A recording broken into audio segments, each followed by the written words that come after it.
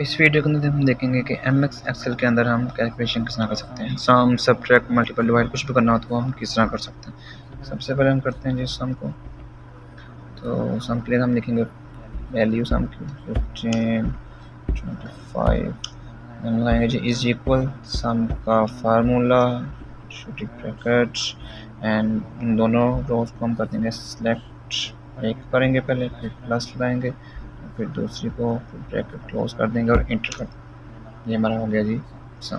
तो अगर हमने इन तीनों को करना हो सम तो किस तरह करेंगे जी, फार्मूला पर क्लिक करेंगे, ऑटो सम करेंगे सम, और ये हम तीनों वैल्यूज़ को कर लेंगे सिलेक्ट और एंटर कर देंगे। ये देखें हमारा पूरा आ गया सम।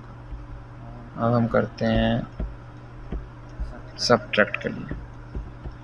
तो सब्ट्रैक्ट के लिए जी 25, 15 उसके लिए भी इज इक्वल एंड हम लगाएंगे पहली रो, माइनस करेंगे दूसरी रो, एंटर कर देंगे। ये हमारा हो गया सब्ट्रैक्ट।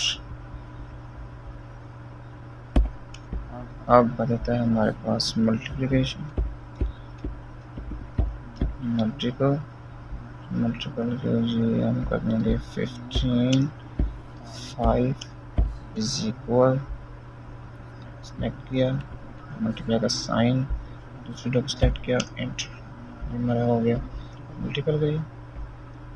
एंड अब लास्ट पे हम आते हैं जी डिवाइड का।